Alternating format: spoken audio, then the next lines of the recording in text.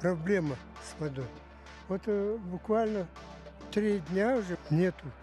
Там у меня топчанчик, я сижу через каждые 15-20 минут, смотрю, как бы не опоздать, потому что вчера буквально, часа даже нет, потому что я набрал, ну вот столько, только для того, чтобы очистить этот бак. Вообще тихий ужас с водой.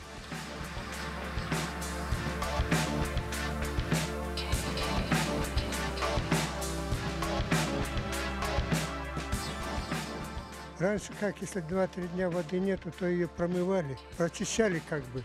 Но это в то время. А сейчас вот нету, и она прямо лепестки. Вот осадок от воды, который мы пьем. Но, конечно, фильтр мы ставим, но это не поможет. Дело в том, что она сама по себе вкус болотная. Откуда берут, я не знаю. И это даже приспособление придумал, как отлавливать, вылавливать эту тину. Уже 3 суток почти не было воды. Вот вчера дали на часик, слабый напор. Что успели, где успели, какие ведра набрать, какие емкости у кого есть. И все, теперь не знаем, когда будет в следующий раз вода. Ну, почти 3 суток уже паника. Во-первых, не то, что там посуду помыть, чтобы попить, нету. Это магазин же не набегаешь, а дорого же покупать.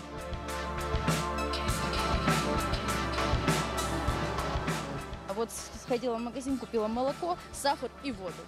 И цены, конечно, на воду очень поднялись. Питьевую воду приходится покупать, потому что других вариантов нету. Когда она стоила 50 рублей, сейчас 100 рублей она стоит, 20 литров. Очень тяжело. И, соответственно, и цены поднимаются на воду и на все остальное. Как бы.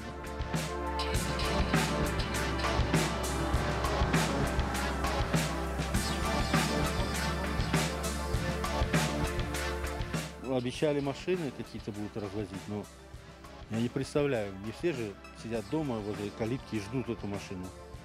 Тогда хотя бы какой-то график, хотя бы чтобы был. Я не видел здесь ни разу машины. Я не представляю, как можно ее поймать, если не знаешь время точно и по какой улице она проедет.